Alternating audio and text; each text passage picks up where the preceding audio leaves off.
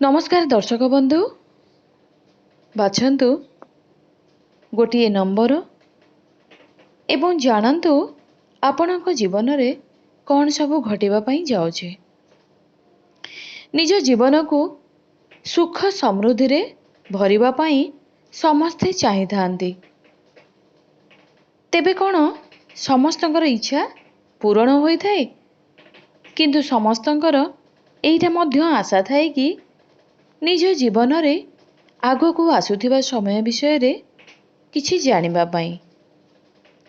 तेबे आजी आमे एहा संभव करिबा को जाउछु आपणक पई। किभଳି नंबर बाछि जानिबे निज जीवन रो दुख सुख समय रे। तेबे आउ डेरी न करी आसंतु जानिबा से नंबर गुड़िक विषय रे। उपरे थिबा तीनोटी नंबर मध्यरु गोटिए नंबर बाछंतु निज पसंदर।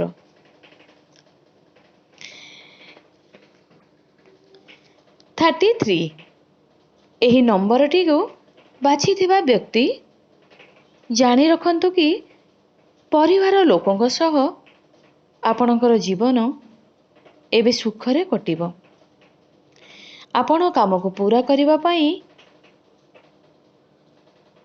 आपण को उचित मार्ग मिलिबा पई जाउछे। टिके कष्टर सह परिश्रम करिबा को पड़िबो निज जीवन रे सफलता पाइबा पई। काम सह जड़ित होई रहिथिबा लक्ष्य आपणकर बहुत शीघ्र पूरा हेबा को जाउछे। सामना रे थिबा लोकं को आपण बुझांतु एवं तांको बुझांतु मध्य। 66 एही नंबरटी बाछिथिबा व्यक्ति जानि रखंतु कि आपणकर भविष्यत विषय रे बहुत बेसी चिंता करूचंती। निज मन भितरे सब बेले किछि ना किछि विचार करूथिबा हेतु व्यस्त विव्रत रहुचंती। अधिक लोक आपणकर योजना को विरोध करूचंती। आपण मानसिक स्थिति अनुसायी आगो को बढ़िबार साहस रखि पारु नाहंती, किंतु आपण को निज को बदलाइबा को पड़िबो। जीवन रे आगो को जीवा को पड़िबो। एही सब कथा को पछरे पकाई निज विचार रे परिवर्तन करंतु। निज को आसुथिबा परिस्थितिर सामना करिबा निमंते सब बेले प्रस्तुत रखंतु।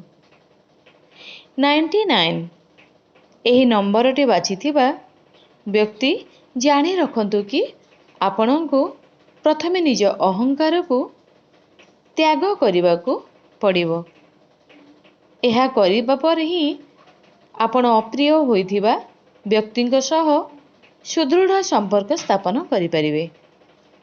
कौनसी व्यक्ति आपण को अणदेखा करूछंती, जहा फଳରେ आपण बहुत ही दुखित रहउछंती। एही सब समस्या आपणक निज अहंकार पई ही होइछे। तेबे निज को बदलाइबा पई चेष्टा करंतु। सब बेले समस्तंक सह संपर्क ठीक रखिबा पई चेष्टा करंतु। ए लक्ष्य को पूरा करिबा पई चेष्टा जारी रखंतु। सर्वदा सतर्क रुहंतु।